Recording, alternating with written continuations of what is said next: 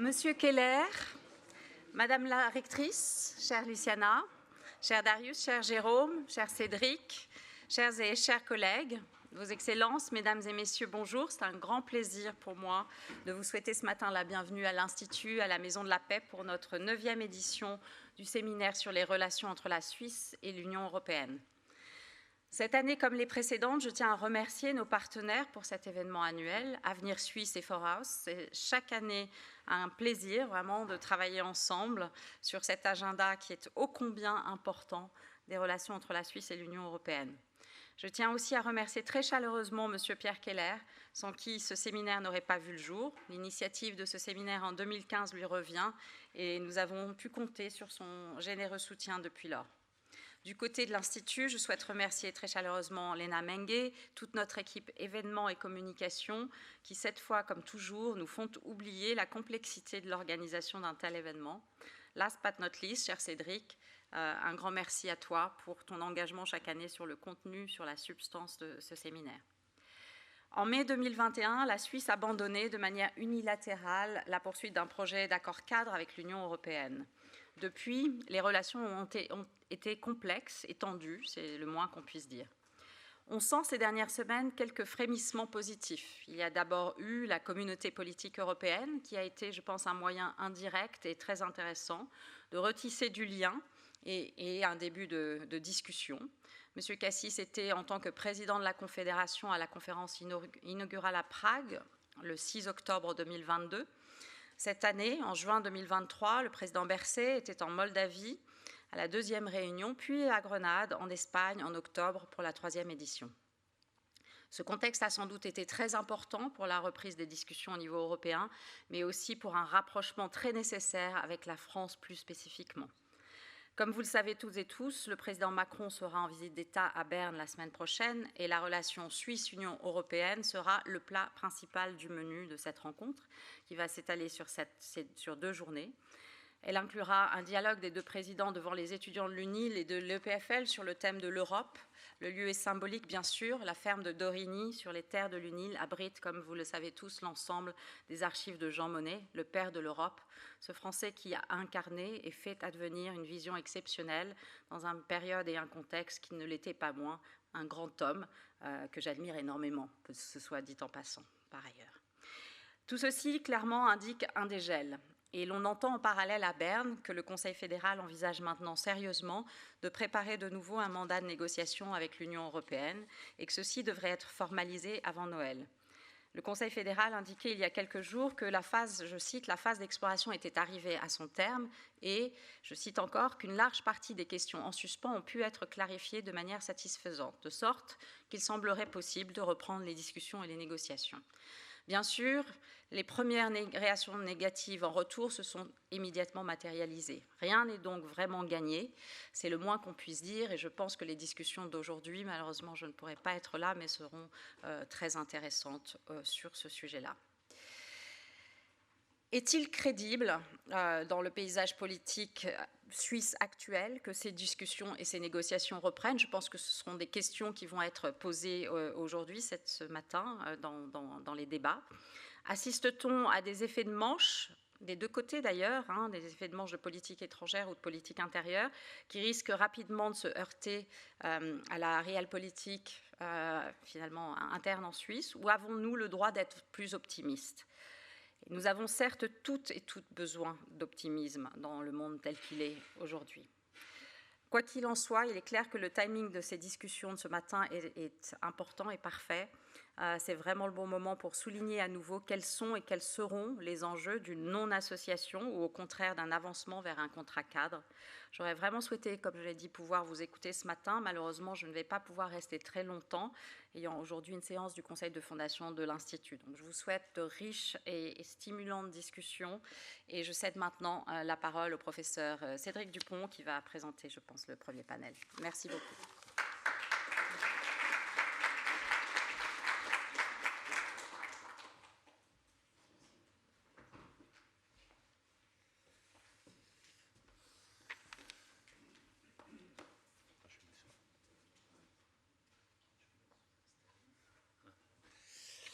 Merci Marie-Laure. Donc, Chaque année, nous avons quelques petits imprévus. J'ai toujours un panel qui se montre un petit peu plus récalcitrant que d'autres. Nous avions normalement 3 intervenants. Nous n'en aurons que 2, mais ce n'est pas le nombre qui compte, c'est la qualité. Donc, je suis très content de pouvoir accueillir Madame Luciana Vaccaro, qui est rectrice de HESSO et pour l'instant présidente, en tout cas en cours, de Swiss University, donc la fêtière des hautes écoles suisses, et Monsieur Didier Chambovet, qui est en fait l'ancien ambassadeur, enfin fraîchement ancien ambassadeur de la Suisse auprès de l'OMC et longtemps négociateur pour les questions commerciales. Alors, puisque nous n'avons que, entre parenthèses, que 2 intervenants, je vais faire une introduction un petit peu plus longue que je l'aurais faite avec 3, en dressant une toile de fond et en annonçant ce qui va se passer sur ce panel, mais aussi sur les autres panels. J'ai été un petit peu vite d'introduction de mon panel, mais je suis toujours heureux d'introduire cette conférence chaque année avec nos partenaires Forhaus et Avenir Suisse. Et bien sûr, merci Marie-Laure d'avoir consacré un peu de ton temps, d'échapper du conseil de fondation pour venir nous donner ces mots d'introduction. Donc le premier panel vise à toujours regarder le problème Suisse-Europe d'un peu plus loin que simplement même du bout du lac de Genève, qui est déjà plus loin de Berne que Lausanne ou Zurich, mais même d'un peu plus loin. Donc de remettre en fait la relation Suisse-Europe dans un contexte plus large. L'année passée, on l'avait mis dans le contexte sécuritaire. On avait notamment parlé de la communauté politique européenne avec Enrico Letta qui était venu en fait lui-même nous parler de son bébé initial en tout cas. Cette année, c'est vraiment dans le contexte géoéconomique plus large. Alors, ce que je veux dire quelques mots sur ce contexte et ensuite donc introduirai à la fois M. Chambovet et Mme Vaccaro. Donc le point de départ, évidemment, que tout le monde connaît dans cette salle, c'est un monde globalisé. Il y a 2 manières de mesurer ou d'être frappé par ce monde globalisé. Alors, quelques banquiers dans la salle, je commencerai peut-être par ça. Dans le domaine financier, l'intégration financière internationale peut se mesurer par la somme des avoirs de Suisse à l'étranger et des passifs que la Suisse a envers les acteurs étrangers. Elle est passée, cette somme, d'à peu près 100% du PIB en moyenne pour le monde, hein, pour la Suisse c'est même plus élevé, dans les début des années 90, à plus de 500% maintenant. Donc c'est un chiffre qui est quand même assez parlant. Si par contre on mesure en termes de commerce, et là on y reviendra avec M. Chambovet, la même chose qu'on est passé d'à peu près 25% du PIB mondial au début des années 70 à plus de 60 maintenant. Donc on est globalisé, qu'on le veuille ou qu'on non. Mais une dernière manière que les gens ont réalisé de manière un petit peu plus concrète avec la crise du Covid ou de la Covid, c'est ce tissu étroit qu'on a en fait créé depuis 20 ans entre les différentes entreprises qu'on appelle les chaînes de production ou de valeur globale. Ces chaînes comptent pour plus de la moitié du commerce mondial maintenant et plus de 10 à 12% de la valeur ajoutée en moyenne des PIB des pays. Donc c'est vraiment cette construction, on est en fait interdépendant, pas seulement en volume, mais aussi par la manière. Donc on a créé une espèce de tissu très étroit de cette interdépendance. Alors évidemment, dans un tel monde, lorsqu'il y a des chocs, les ondes de choc se répartissent à peu près partout. Alors pas à la même vitesse, pas à la même ampleur, plus on est au centre du tissu, plus les volumes sont élevés, plus ces chocs sont là. Alors bien sûr, on pense encore toujours Covid, et il circule encore. C'est vrai que nous avons une panéliste qui ne pourra malheureusement dans le 3e panel pas venir non plus. On pense évidemment au conflit, à l'Ukraine et ce qui est en fait en train de se développer au Moyen-Orient, mais aussi aux aléas politiques. Alors Brexit pour l'Europe, Trump version 1, peut-être version 2 l'année prochaine, on ne sait pas. Et pour la Suisse, évidemment, l'aléa politique, c'est la mort ou l'enterrement de l'accord cadre. Et donc, dans ces chocs, elles montrent 2 choses. La première chose, c'est qu'on a, dans l'interdépendance, un grand niveau de sensibilité les uns aux autres. C'est ce qu'on veut, puisqu'en fait, les économistes nous disent qu'en fait, en étant sensibles, en étant en concurrence, en compétition, on est tous en meilleure santé, en meilleure forme, on reste jeune plus longtemps, si on peut dire comme ça. Alors cette vitesse de la sensibilité et l'intensité de la sensibilité varient en fonction de la place des États, de leur capacité économique, mais montre à quel point on est tous devenus sensibles les uns aux autres. Alors soit on l'accepte, soit on essaye, comme en hiver, de dire on vient dans des auditoires très souvent où les virus circulent, donc on essaye d'être vraiment un système immunitaire le plus développé, ou on peut décider de revenir en autarcie, mais peu de gens voudront le faire. Donc niveau de sensibilité qu'il faut accepter, qu'on aura et qu'on gardera pratiquement quels que soient nos choix. Mais aussi, cette interdépendance, ces chocs nous montrent, et c'est là qu'il y a beaucoup de développement sur cette dimension, beaucoup de développements se sont basés, à quel point on nous questionne sur ce qu'on appelle notre vulnérabilité. Donc, une fragilité, est-ce qu'on a des fragilités structurelles qui sont révélées par ces chocs, par la complicité de ces chocs, et à ce moment-là, à quel point on est capable de trouver des solutions alternatives. Et c'est cette dimension-là qui préoccupe vraiment l'agenda politique, je dirais, de la plupart des pays, en tout cas des pays développés, puisque c'est un peu plus compliqué que simplement dire, bon, sensibilité, on peut être plus ou moins sensible, il suffit de prendre, je sais pas, un Doliprane pour passer le mal de tête, ça ne suffira pas si on a une fragilité structurelle. Puis comme si cela n'était déjà pas suffisamment inquiétant, il faut discuter, préparer, gérer la transition vers un monde décarboné ou, au minimum, moins carboné. Donc, le résultat de ce contexte, c'est qu'en fait, on est dans une situation d'incertitude, doublée d'un sentiment d'insécurité, ou peut-être ressenti comme un sentiment d'impuissance. Et là, j'aurais juste, avant de passer mon truc, je souligne bien incertitude et non risque, parce qu'il y a beaucoup de gens ici qui sont dans le domaine financier. On a tous été éduqués pour, en fait, transformer l'incertitude en risque. Sauf que maintenant, on est un peu rattrapé par cette simplification puisqu'on n'arrive plus à traduire tout en risque. Or, si on est d'incertitude, je pense qu'aucun d'entre nous n'a été formé pour vivre avec l'incertitude. En fait, on n'aime pas l'incertitude. Et on va essayer en général de la contourner d'une manière ou d'une autre. Donc, dans ce contexte-là, il y a la question qui se pose, c'est qu'il faut agir. Donc certains ressentent le gouvernement besoin d'agir plus vite ou plus rapidement que d'autres. Mais la question centrale dans ce contexte un petit peu anxiogène, c'est qu'on agit pour essayer de réduire ou de répondre au sentiment d'insécurité que beaucoup de citoyens dans différentes parties du monde ont à des degrés divers, évidemment. Et les États, les gouvernements le font essentiellement pour deux choses. Premièrement, parce que l'État a besoin de montrer que l'État est garant de l'indépendance nationale, c'est le protecteur du bien-être social et ou des emplois face aux menaces du reste du monde. Alors, ce reste du monde, on peut soit être un petit peu manichéen de dire il y a eux, il y a nous, ce sont les méchants, nous sommes les bons, ou tout simplement l'autre ou les autres font peur. Et puis, il faut aussi agir parce qu'il faut prouver qu'on fait quelque chose pour disons, répondre aux problèmes du climat.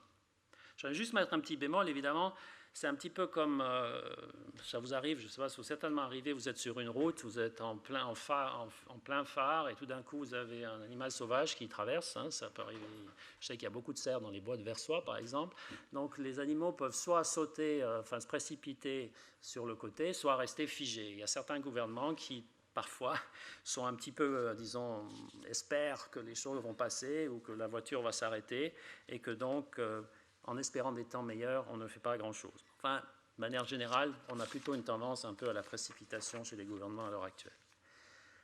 Mais ce que j'aimerais souligner, c'est que c'est l'argument sécuritaire qui domine depuis 2, 3 ans ou 4 ans dans le besoin d'action et de réaction des gouvernements. Et on le voit vraiment bien dans le domaine des transactions économiques internationales, de manière in extenso, de manière large, ce qui est la cible ou le sujet de ce panel. D'abord, les sanctions internationales, de manière générale, affectent la part du commerce qui est affectée par les sanctions est passée à plus de 12% à l'heure actuelle, alors qu'elle était de moins de 2%, même 3 ans auparavant. Donc en fait, tout simplement, lorsqu'on commence à mettre des sanctions dans ce tissu imbriqué, les sanctions, en fait, aussi se répandent à peu près à tout le monde. Et il est difficile de savoir si vous êtes un acteur économique, vous allez être touché par une sanction ou pas, maintenant multilatérale ou surtout unilatérale, de la part notamment des États-Unis et de l'Union européenne. Deuxième manifestation de cette action, ce besoin d'action sécuritaire dans le domaine du commerce, mais là, M. Chambovet simplement reviendra d'une manière ou d'une autre, c'est les fameuses restrictions commerciales qui sont autorisées par l'OMC sur le fameux article 21 de la sécurité, qui dit que rien n'empêche un État membre de prendre des mesures visant à protéger ses intérêts essentiels. Et là, tout le débat sur qui juge qui est essentiel, Enfin, donc les juristes ont passé beaucoup de temps pour savoir si c'était quelque chose qu'un panel pouvait juger ou ça n'est, en fait, ça restait self-judging. Et puis, il y a une forte hausse, bien sûr, du nombre de mesures de restriction quantitative. Ça, c'est la deuxième manière dont on voit cette obsession presque, ou cette priorité donnée à la sécurité.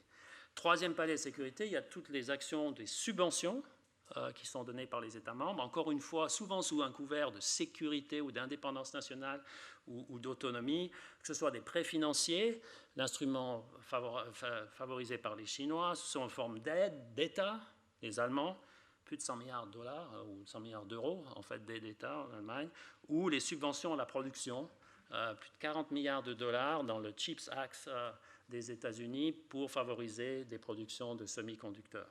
Et la liste peut continuer, donc vraiment toujours sous ce couvert de sécurité économique de manière large. Et puis, dernièrement, il y a les efforts, en tout cas déclarés, de reconfigurer les situations d'interdépendance.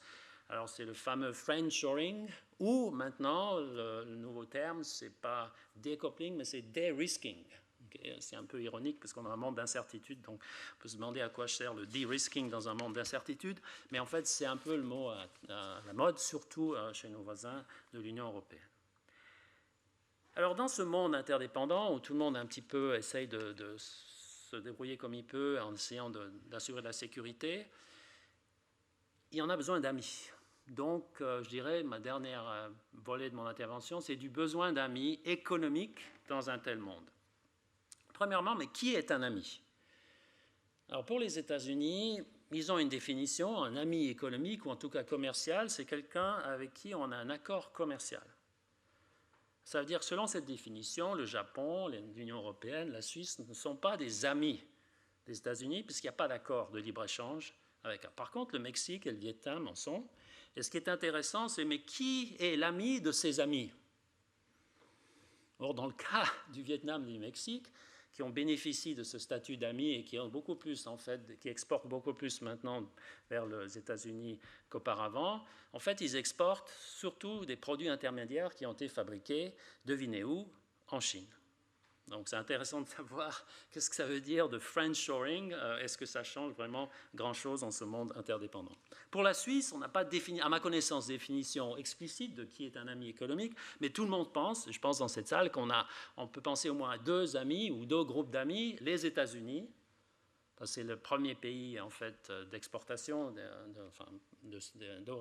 destination d'exportation suisse, notamment tiré par la pharma, qui est de loin le secteur le plus le dominant de l'exportation suisse. Et puis, évidemment, ce pourquoi on est aujourd'hui, l'Union européenne, dont 2/3 de nos échanges, avec lesquels nous faisons 2/3, grosso modo, de nos échanges économiques.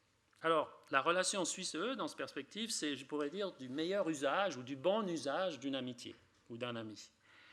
Alors, dans un monde marqué par l'incertitude, évidemment, comment situer cette amitié par rapport à la rivalité qui oppose la Chine, les États-Unis et l'Union européenne?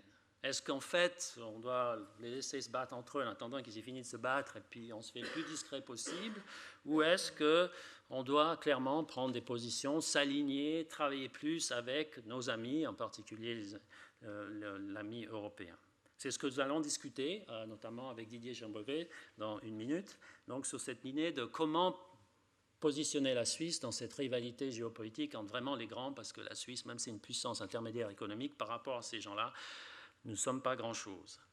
Et puis aussi, la deuxième dimension, c'est dans un monde marqué par une course technologique, notamment avec l'usage de subventions, comment s'inscrit la coopération avec l'Union dans le domaine clé de la recherche technologique ou de la recherche de manière plus générale. Et évidemment, c'est ce que nous aborderons avec Mme Vaccaro pour la recherche non seulement fondamentale, mais la recherche appliquée qui nourrit le tissu industriel suisse, notamment des petites et moyennes entreprises. Mais si d'aventure nos relations avec nos amis tournent à l'aigre, comme parfois avec ses voisins, nous avons des relations qui tournent à l'aigre, qu'est-ce qu'on doit faire? Évidemment, quels sont les sujets qui fâchent ou qui peuvent fâcher pendant longtemps dans ce monde marqué par la mobilité économique? Évidemment, la question des salaires est très, très, en fait, au sommet de l'agenda. et en fait a été remis encore au sommet de l'agenda ce lundi par la déclaration de presse des syndicats. Et nous aborderons cette question-là lors du second panel qui sera modéré par Jérôme Cossanté. Et finalement, si l'aigre dure, le plat devient immangeable, est-ce qu'il y a des plats B, des plats C ou des plats D? Et s'il y en a, quelle saveur auront-ils ou ont-ils? Et ça, ce sera la question centrale du troisième panel, qui sera vraiment le panel politique, qui sera introduit et modéré par Darius Farman. Donc maintenant, comme Didier Chambovet et Mme Baccaro m'ont écouté patiemment, je vais les mettre à contribution et de demander donc à Didier Chambovet, dans ce contexte de la rivalité, du contexte de course à la technologie et la rivalité, quelle est la situation et comment voit-il la situation avec la Suisse? Mesdames et messieurs, bonjour. C'est un plaisir pour moi de m'exprimer aujourd'hui lors de la journée Europe du Graduate Institute. Et je remercie le professeur Dupont en particulier pour son introduction où il a abordé un certain nombre de thèmes que je vais reprendre. Et ce que je vous proposerai, c'est peut-être de faire un peu d'histoire récente pour comprendre l'évolution des politiques internationales et notamment des politiques commerciales, l'évolution récente. Et cette évolution qui va vers moins de libre-échange et vers plus d'interventionnisme. Alors voilà le graphique que j'ai projeté. C'est cette statistique à laquelle le professeur Dupont a fait allusion, c'est-à-dire la proportion du commerce international dans le produit intérieur brut. Et j'ai entouré en bleu cette phase assez extraordinaire où on a eu une expansion de l'échange international caractérisée par une croissance plus rapide du commerce que celle du produit intérieur brut. Et cette phase, on la nomme dans le jargon la phase d'hyperglobalisation. Elle se caractérise par le développement des chaînes de production, par la répartition des étapes de la production d'un seul produit sur différents sites qui sont situés dans des pays relativement distants. Elle a été rendue possible par trois facteurs. D'abord, la libéralisation des échanges, qui était très importante de 1990 à 2010 avec la création de l'Organisation mondiale du commerce. Cela coïncide plus ou moins avec la fin de la guerre froide. Cela coïncide aussi avec le triomphe d'un certain nombre de politiques libérales qui ont été mises en œuvre dans les pays, notamment au sein de l'Organisation mondiale du commerce, dont la Chine est devenue membre en 2001 et la Russie en 2012. Donc le système est devenu global et il a sous-tendu le développement spectaculaire de cette économie globale. Les progrès technologiques ont été très importants, notamment la baisse des coûts des transports, mais ça, ce n'est pas quelque chose de nouveau. La baisse des coûts des transports, c'est quelque chose qui s'est déjà manifesté au cours du XIXe siècle, qui a été accentué pendant cette phase d'hyperglobalisation.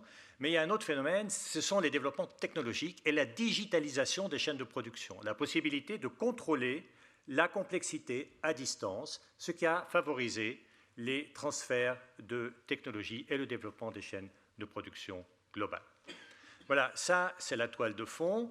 Et pendant cette phase qui débute à la fin de la guerre froide, le paradigme dominant, notamment aux États-Unis, était que la coopération internationale, l'échange et le commerce vont permettre une convergence des systèmes, vont permettre un apaisement des tensions, que ces tensions résultent de différences dans les systèmes économiques ou des systèmes politiques.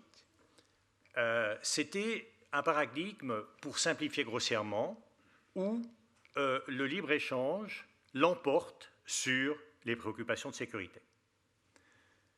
Mais seulement voilà, cette phase d'hyperglobalisation, elle a entraîné un certain nombre de bouleversements. D'abord, sur les marchés des pays concernés, les marchés du travail. L'emploi manufacturier, l'emploi industriel a régressé considérablement aux États-Unis et dans l'Union européenne, et dans d'autres pays aussi. Moins en Suisse, moins en Allemagne. Mais dans les pays où il y a eu des pertes d'emplois importantes, et notamment là où les systèmes de sécurité sociale étaient insuffisants, un mécontentement important s'est manifesté. C'était le cas par exemple aux États-Unis.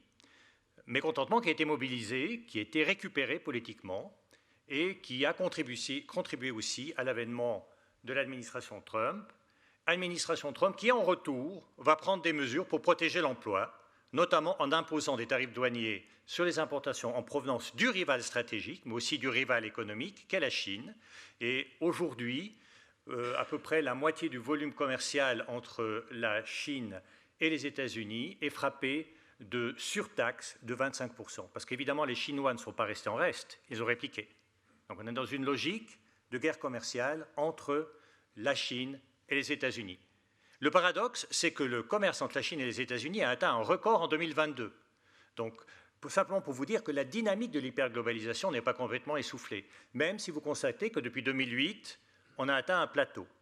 Alors, on peut épiloguer sur les raisons de ce plateau, ce n'est pas l'objectif de notre séminaire, mais remarquez que ce plateau reste à un très haut niveau d'intégration, on reste à un très haut niveau de globalisation. Donc, premier facteur, l'impact sur le marché de l'emploi, notamment là où les systèmes de sécurité sociale sont défectueux. Ce n'est pas le cas de la Suisse.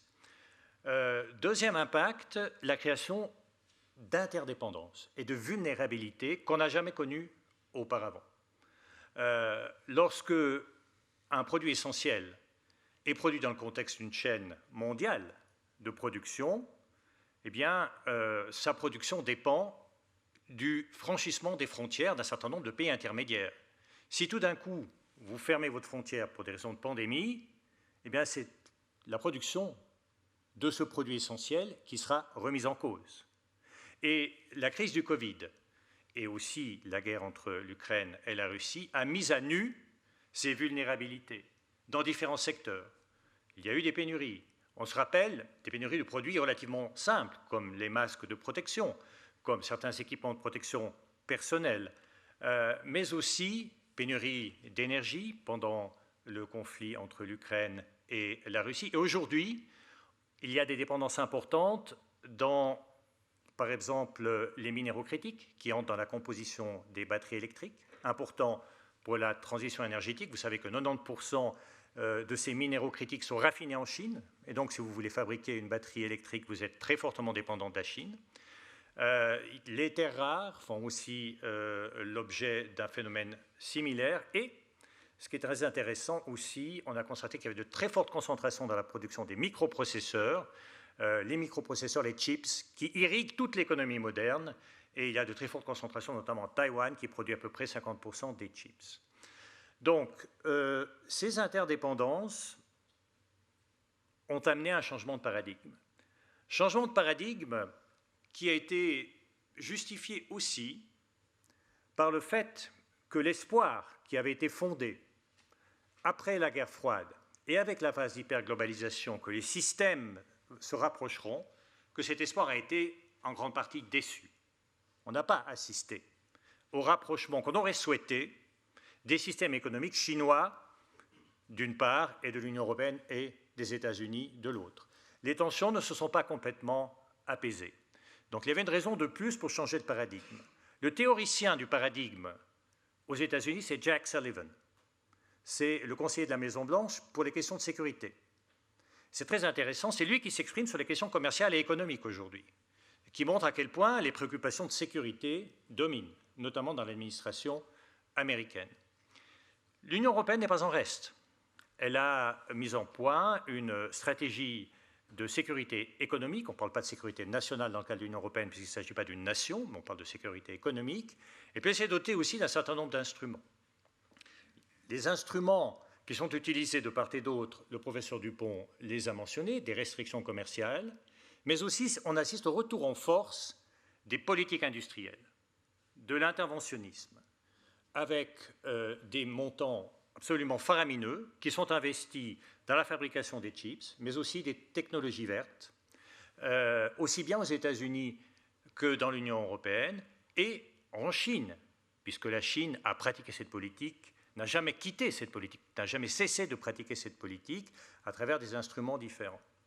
Donc, il y a ce conflit, il y a ces tensions qui résultent d'un certain nombre d'instruments, et ce que l'on cherche à travers le de-risking, puisque c'est l'expression qui est consacrée aujourd'hui, c'est une expression qui est introduite par Ursula von der Leyen, et qui était reprise par l'administration américaine d'ailleurs, qui cite les droits d'auteur d'ailleurs, et cite toujours Mme von der Leyen lorsqu'ils utilisent l'expression de de-risking.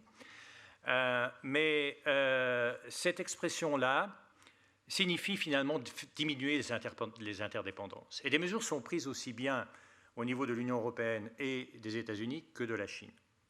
Alors il se peut que cela aura un impact sur la courbe. On commence à le déceler un petit peu. Donc une baisse du niveau de globalisation, c'est tout à fait possible. Mais ce que j'aimerais dire, c'est que cela ne concerne pas l'ensemble des secteurs économiques, raison pour laquelle le commerce entre la Chine et les États-Unis a atteint un record en 2022. Il y a encore une grande partie du commerce qui n'est pas concernée par des mesures restrictives et qui n'est pas perturbée par des subventionnements massifs. Et comme je l'ai dit, puisque c'est quand même la journée Europe, l'Union européenne est très active dans ce domaine. Dans un sens, elle est aussi le rival des États-Unis, puisque les États-Unis ont subventionné massivement la mobilité électrique. L'Union européenne s'est trouvée dans la situation, on doit faire la même chose, grosso modo. Même chose avec les microprocesseurs. Donc il y a une certaine concurrence, mais il y a aussi une convergence de vues, dans la mesure où aussi bien l'Union européenne que la Chine, que les États-Unis, ont les mêmes préoccupations par rapport aux politiques de la Chine, et qu'ils sont dotés d'instruments de défense commerciale nouveaux, notamment pour lutter contre les subventionnements étatiques chinois, qui finalement visent la même pratique. Donc, dans la politique de défense commerciale, je pense qu'on va assister à une convergence entre les politiques de l'Union européenne et des États-Unis. Et c'est dans ce contexte-là que le professeur Dupont va me relancer.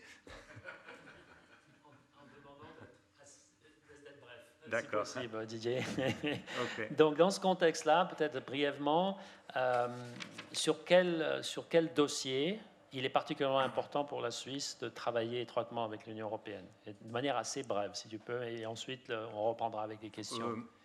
Volontiers. Alors, je pense que si nous sommes aussi préoccupés par les questions d'autonomie stratégique, nous ne pouvons pas déployer les mêmes politiques que les États-Unis et l'Union européenne, du fait de la taille de notre économie, du fait de nos pratiques économiques. Nous n'avons pas de politique industrielle en Suisse, pas à large échelle en tout cas, et nous devons utiliser d'autres voies. Alors, je pense certainement que la Suisse va chercher à obtenir les plus grandes possibilités de coopération au niveau global. Mais comme l'Union européenne est notre principal partenaire, je crois qu'il y a une chose qui est très importante, c'est de préserver la voie bilatérale qui nous donne un accès sans entrave au marché unique de l'Union européenne. Et je pense que ça, c'est quelque chose qui est extrêmement important, il faut que ça fonctionne, et cela contribuera aussi à la sécurité économique du pays. Alors, quelques dossiers. Il me semble qu'il y a un dossier qui est évident, c'est l'électricité. Surtout après le conflit en Ukraine, on constate que le ravitaillement en énergie est quelque chose d'essentiel, et on a vu à quel point nous sommes vulnérables. Nos réserves de gaz sont dans l'Union européenne, n'ont pas de réserve de gaz en Suisse, et le réseau électrique est complètement imbriqué dans le réseau électrique de l'Union européenne. Donc un accord sur le marché électrique est à mon sens quelque chose qui est tout à fait primordial dans cette stratégie, dans une stratégie ou dans un souci, je ne parlerai pas de stratégie dans le cas de la Suisse, mais dans un souci de garantir un approvisionnement sûr et stable. Donc c'est une première chose. Deuxième chose, je pense que la mise à jour des accords bilatéraux actuels est importante dans un certain nombre de domaines. Mise à jour qui, vous le savez, n'a plus lieu pour les accords qui relèvent du marché unique, c'est-à-dire pour les accords qui vont faire l'objet des négociations pour lesquelles le Conseil fédéral a demandé de préparer un mandat. Et dans ces accords-là, il y en a un en particulier qui est important pour le fonctionnement des chaînes de production, c'est l'accord sur la reconnaissance mutuelle des résultats de certification. Et cet accord n'est plus mis à jour par l'Union européenne pour les secteurs qui font l'objet d'une nouvelle réglementation. Aujourd'hui, c'est le cas des dispositifs médicaux, mais il y a d'autres secteurs où l'Union européenne légifère actuellement et qui pourraient faire l'objet, effectivement, de restrictions dans la mesure où l'Union européenne ne va pas mettre à jour l'accord sur la reconnaissance mutuelle et on ne bénéficiera pas pour ces secteurs de la reconnaissance mutuelle. Et ce sont des secteurs importants pour la Suisse, comme par exemple les machines. Et puis, il faut penser à l'avenir aussi. L'Union européenne légifère dans des domaines cruciaux, comme l'intelligence artificielle, comme la cybersécurité et comme ce qu'on appelle l'éco-design. Ce sont des secteurs qui ne sont pas couverts par l'accord sur la reconnaissance mutuelle, mais il est évident que d'une manière ou d'une autre, la Suisse va devoir se positionner, va devoir choisir une norme. Ce n'est pas nous qui dictons les normes dans ces domaines, nous sommes trop petits. Il faudra qu'on choisisse une norme et l'Union européenne a une longueur d'avance sur les États-Unis et la Chine dans la réglementation de ces secteurs. Et il faudra aussi qu'on se décide, et je pense que ce sont des secteurs qui devraient faire l'objet d'une attention particulière et qui sont des candidats pour être couverts par l'accord de reconnaissance mutuelle. Deux choses encore, Cédric, je ne vais pas prendre trop de temps. La première chose, c'est quelque chose que j'ai vécu moi-même, c'est la gestion de restrictions à l'exportation de l'Union européenne de vaccins en 2021. En pleine crise du Covid, soudainement, l'Union européenne a décidé de soumettre à autorisation l'exportation de vaccins en dehors de l'Union européenne, c'est-à-dire aussi vers la Suisse, lors même que nous produisions le principe actif du principal vaccin. Mais il y a eu obligation d'obtenir une autorisation spéciale pour exporter en dehors de l'Union européenne. Et cela nous avait passablement perturbés sur le moment, passablement inquiétés. Heureusement, l'Union européenne n'a pas imposé de restrictions, mais nous avons essayé d'être exemptés, en tout cas, du système d'autorisation, ce que nous n'avons pas obtenu. Donc il serait intéressant aussi qu'on travaille sur ces produits stratégiques avec l'Union européenne. Et troisième élément que j'aimerais encore mentionner, troisième ou dernier élément que j'aimerais mentionner, comme nous n'avons pas de politique industrielle, nous appuyons nos entreprises dans leur effort de recherche à travers les projets dont vous allez nous parler dans un petit moment, qui sont les projets qui intéressent directement les petites et moyennes entreprises, mais qui sont des projets aussi qui consistent à développer des technologies qui sont tout à fait cruciales dans le contexte de l'autonomie stratégique, comme par exemple l'économie dans le domaine de l'économie numérique, dans le domaine aussi des énergies propres. Je crois que c'est un domaine aussi où nous avons intérêt à être associés pleinement à l'effort communautaire, c'est-à-dire à pouvoir enfin régulariser notre statut et ne plus être un pays tiers, mais de devenir un pays associé. Alors vraiment, tout cela ne restera qu'un vœu pieux si nous ne trouvons pas de solution avec l'Union européenne dans les discussions actuelles qui devraient être lancées au début de l'année prochaine. Mais je crois qu'il y a suffisamment d'aspects sur lesquels nous pouvons travailler. Merci. Merci Didier. Donc,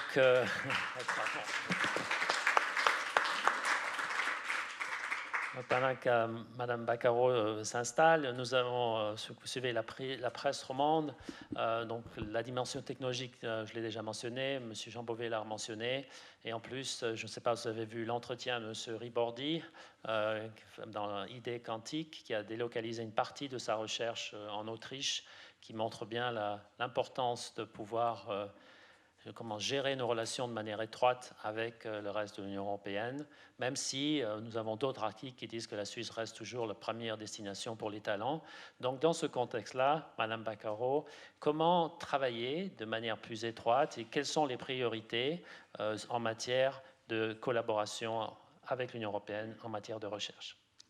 Merci beaucoup pour l'invitation. Mesdames et messieurs, je vais articuler un peu mon intervention sur trois messages principaux. Le premier, c'est que la recherche, ce n'est pas un silo, comme on essaye des fois de la décrire, mais c'est la partie d'un tout, la partie d'un écosystème. Le deuxième, c'est que nous devons avoir une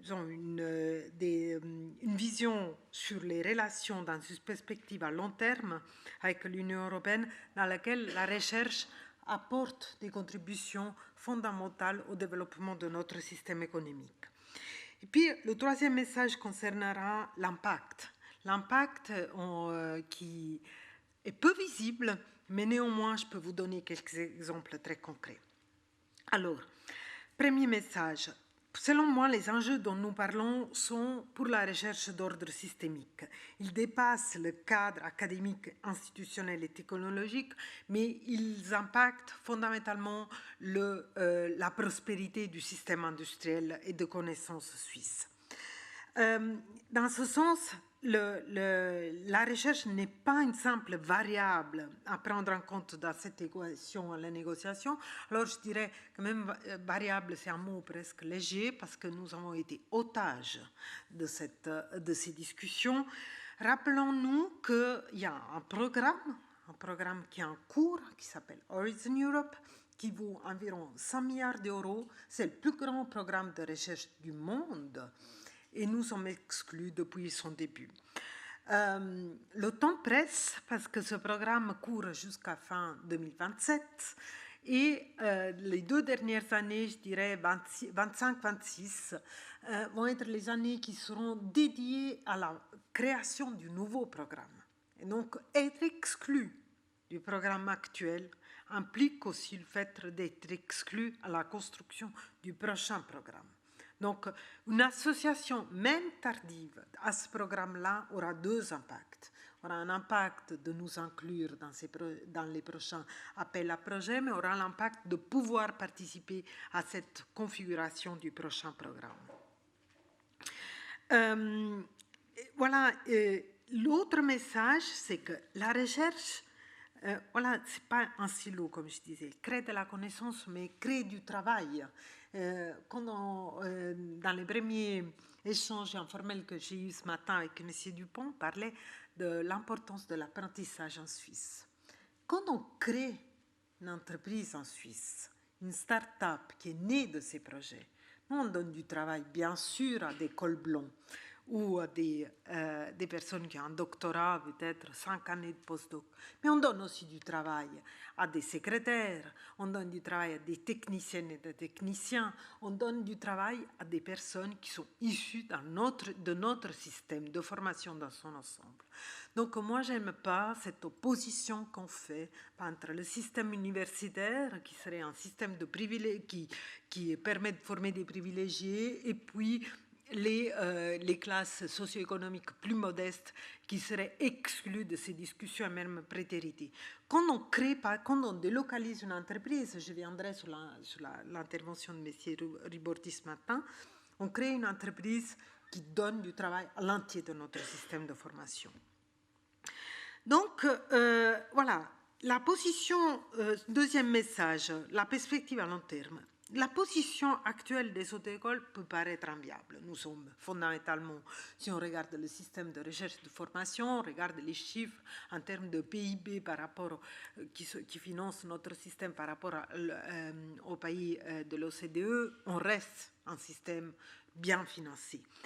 Mais donc aujourd'hui, on a une position enviable, on regarde les classements, on est toujours bien placé, mais nous, on profite d'une rente de quelque chose qui est construit. À ce propos, je voudrais vous donner une petite anecdote personnelle. Je suis arrivée en 96 en Suisse.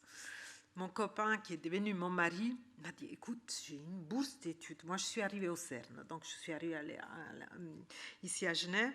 J'ai eu une bourse d'études de cette école que personne ne connaît très bien, s'appelle l'EPFL. OK ? Aujourd'hui, moi, j'ai un doctorat EPFL, parce qu'il m'a dit « Ah, est-ce que tu veux venir avec moi ?» Est-ce qu'on fait... Donc, on a fait les 2 la thèse à l'EPFL. Aujourd'hui, moi, j'ai un doctorat EPFL qui m'a permis un laisse-passer presque dans le monde académique. Et ça, c'est une rente de tout ce qu'on a construit aussi à travers nos relations internationales. On parle, donc, si vous voulez, ma génération a construit sa carrière sur un système universitaire très fort. Mais on parle ici aussi des effets nuisibles pour le futur. Et là, je me fais une considération sur le public d'aujourd'hui. Ils sont où ces nouvelles générations qui risquent de tout perdre? Alors, les jeunes, je dirais les moins de 40 ans dans cette salle, je les connais presque tous par nom, parce que je les rencontre dans chaque débat sur l'Union européenne, et ça me désole que c'est devenu pour cette génération un non-sujet. Un non-sujet alors qu'eux, ils risquent d'être impactés. Mais peut-être qu'ils n'ont pas de mémoire de quand on était encore fouillés aux frontières entre la France et l'Italie. Alors, donc, nous abordons ce dont je vais parler plus tard, c'est une phase d'érosion, de lente érosion, qui risque de mettre à mal la prospérité suisse. Donc, je viens à mon troisième message, les impacts. On nous dit, chaque fois que sortent les classements, on me dit, mais écoutez, madame, on est toujours très bien placé, bien sûr, parce qu'un classement, tu le crées sur les indicateurs des 10-15 dernières années. On est très bien. L'Université de Genève a fait un bond dans les classements, bien sûr. Elle a obtenu un prix Nobel, une médaille Fields, mais ces recherches ne sont pas été faites l'année passée. C'est les 30 dernières années qui ont construit cette réputation. Et voilà, je voudrais venir avec la question des startups et des petites entreprises. Alors, l'interview de M. Ribordi ce matin parlait du fait qu'il a délocalisé avec une antenne à Vienne, mais il se frotte quand même alors déjà, c'est triste hein, qu'une entreprise issue de l'Université de Genève soit obligée, lui il faisait part de son regret de l'avoir fait, doivent délocaliser, mais surtout on voit que pour M. Ribordi et pour idées quantiques, les problèmes ne sont pas résolus. Parce qu'il est justement actif dans ces domaines que vous citiez, monsieur, qui sont stratégiques, dans lesquels l'Union européenne a une politique de souveraineté. Et ce n'est pas si facile pour une entreprise qui reste suisse d'avoir accès aux programmes quantiques que, je précise, sont en dehors du programme Horizon Europe. On parle souvent de Horizon Europe, mais sachez qu'il y a beaucoup d'autres programmes qui sont sur ces politiques industrielles stratégiques dans la souveraineté de l'Union européenne. Donc l'enjeu de sécurité, il joue contre nous, nos entreprises. L'autre chose, c'est le fait qu'on voit en nous une marque d'ingratitude parce que tout cet argent qui n'est pas passé à Bruxelles hein, pour faire partie de Horizon Europe est resté en Suisse. Ça a été dédié à des projets au niveau suisse. Mais les moyens financiers, ce n'est pas tout. Les moyens financiers nous ont permis de développer quelques projets, d'ailleurs dans notre communauté, mais surtout, elles ne nous permettent pas d'avoir accès à ce réseau de compétences. Là, je fais du plagiat parce que je cite une chose qui m'a été frappée. Je fais souvent ça, je vais vous dire, mais je le déclare. Monsieur Audier m'a dit, lors de la dernière rencontre, m'a dit avoir accès à l'Union européenne, c'est avoir accès à l'innovation du futur. Donc, sachez que je l'ai marqué dans mon carnet. Je vous citerai. Et donc, nous n'avons plus accès à ces réseaux. Nous n'avons plus accès et on est même considéré parfois comme toxique. Même quand on peut être dans des projets, on nous dit, écoutez, c'est un enjeu stratégique, peut-être, c'est pas bien d'avoir un pays tiers comme la Suisse. Et on est exclu. Donc, nos partenaires scientifiques nous excluent parce qu'on peut être considéré comme toxique dans la construction d'un projet. L'attractivité, on parle beaucoup d'attractivité. Voilà, nous, on a un enjeu, c'est que l'Union européenne a réussi à construire ses programmes sur des bourses d'excellence, par ailleurs, desquelles moi j'ai bénéficié. Donc, je suis en 2005, quand on vivait une belle période, on rentrait dans ce qui s'appelait alors le programme, c'était un programme 4. Moi, j'ai eu une bourse Marie Curie, ce qui a donné un essor incroyable à ma carrière. Aujourd'hui, comme je dis, il n'y a pas une autre Luciana de Naples qui peut avoir une bourse Marie Curie et venir s'installer en Suisse. Alors, les souverainistes peuvent me dire, on n'a pas besoin d'une autre Luciana de Naples, mais même pas la Margot de Neuchâtel aura cette bourse. Donc, ces bourses d'excellence, au niveau international, nous, nos jeunes, n'ont pas accès. Donc, on ne peut pas attirer des talents de l'extérieur. Alors, on a toujours une attractivité parce que on a des bons moyens de recherche, on a des bons salaires, mais ce n'est pas tout. L'accès à certains éléments qui construisent aussi la réputation et la carrière d'un jeune sont fondamentaux. En général, on ne choisit jamais, à part de mourir de faim, mais je vous assure, les scientifiques, moi j'en ai installé une 50aine à l'EPFL quand j'y travaillais, il n'y a personne qui a choisi l'EPFL parce qu'ils avaient un bon salaire. Ils l'ont choisi parce qu'ils avaient des bons équipements, et ça on l'a encore. et parce qu'on avait accès aux meilleurs programmes de scientifiques du monde. Okay?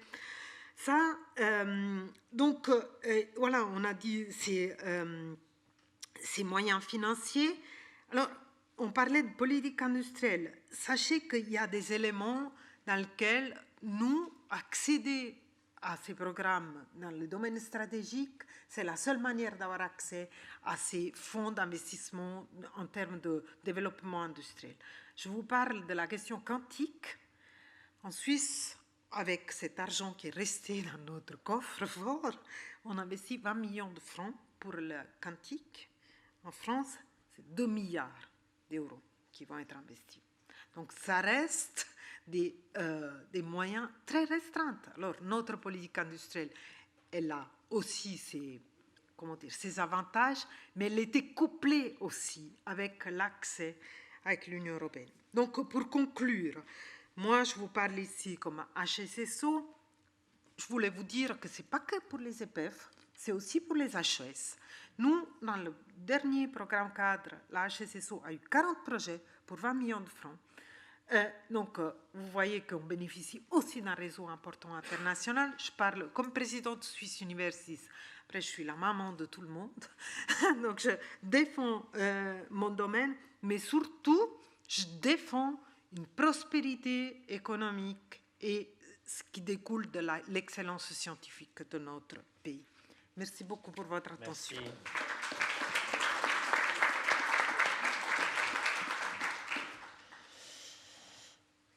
Bon, nous avons été peut-être tous très enchantés par nos discours. Peut-être un petit peu, chacun d'entre nous prend un petit peu trop de temps. Nous avons un petit peu de temps, mais pas beaucoup pour les questions. C'était un petit peu une premier tour de chauffe sur un horizon plus large. Est-ce que vous avez des réactions, des questions? Je crois qu'il y a aussi des gens qui peuvent en poser en ligne. Oui. Ah, attendez, il y a le micro qui arrive.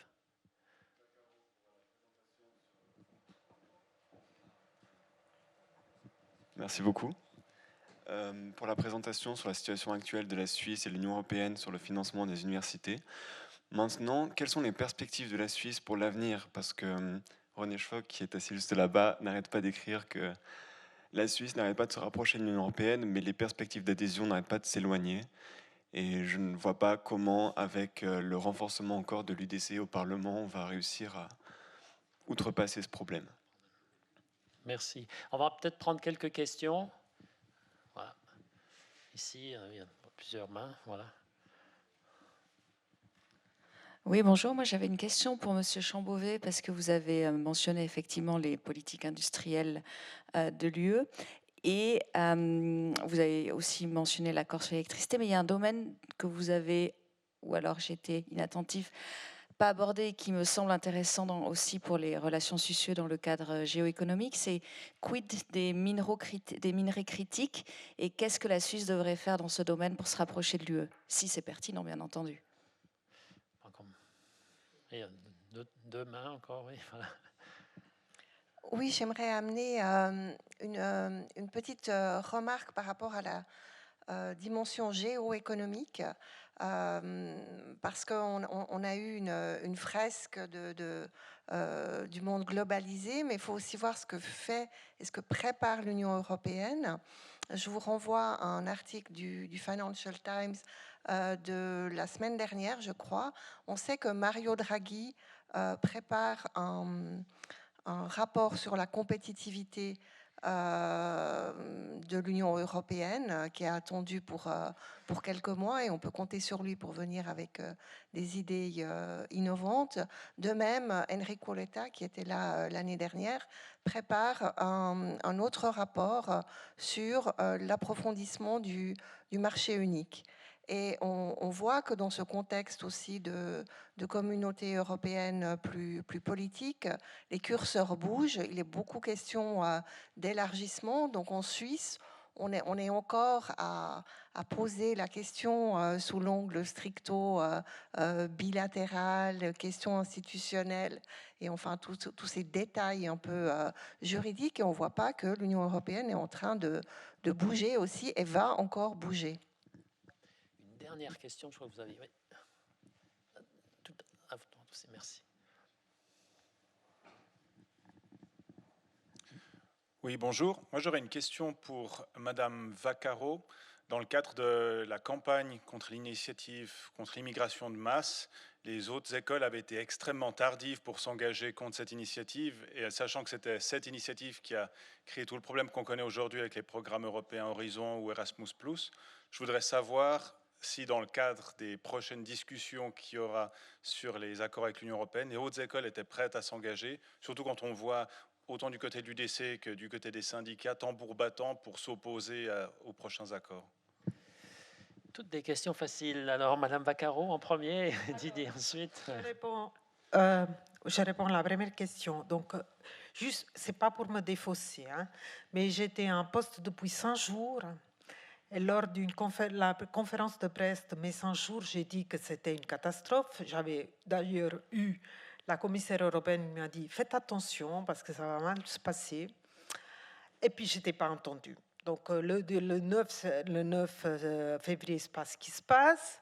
Le 10 février, tous mes collègues, hommes, grands, comme ça, avec les cheveux blancs et la cravate, ils étaient tous avec une tête, pas possible, à Berne. Puis j'avais dit, mais écoutez, mais pourquoi on n'a rien fait? On dit, ah, parce que les politiques n'aiment pas que nous, on se positionne. Alors, disons, maintenant, moi, je suis présidente Swiss Universities, on sait que ce qu'on a acheté.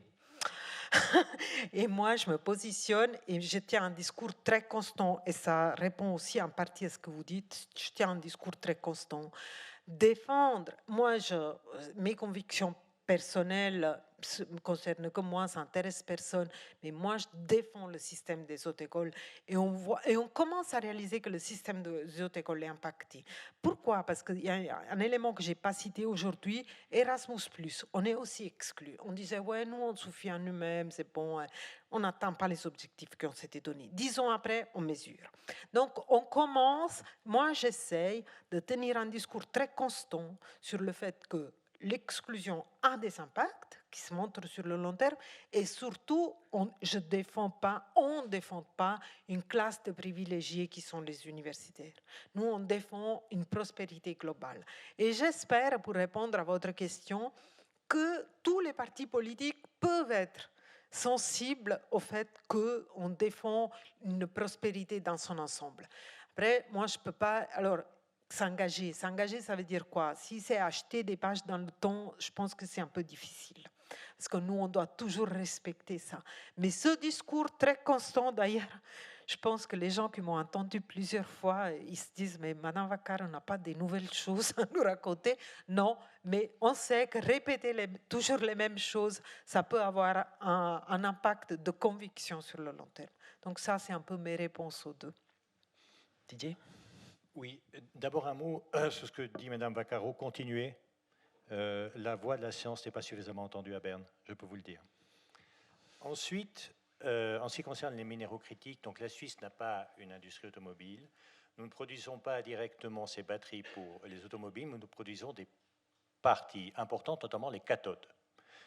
Et il y a un souci avec la mesure américaine, la subvention américaine, qui n'est disponible qu'aux voitures qui ont été montées aux États-Unis, assemblées aux États-Unis, et qui ont un contenu local en batterie, enfin en éléments de batterie américains. L'Union européenne a beaucoup de difficultés avec cela et cherche à négocier des solutions avec les États-Unis.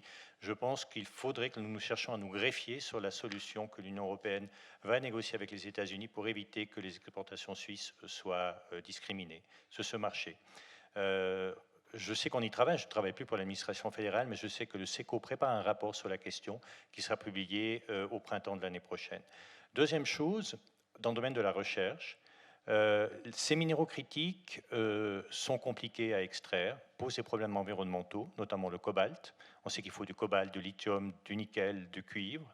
Et il semble qu'il y a des substituts. Et je sais qu'on fait de la recherche en Suisse sur les substituts pour utiliser des minéraux qui sont moins problématiques dans l'extraction, plus faciles à reconvertir et plus abondants.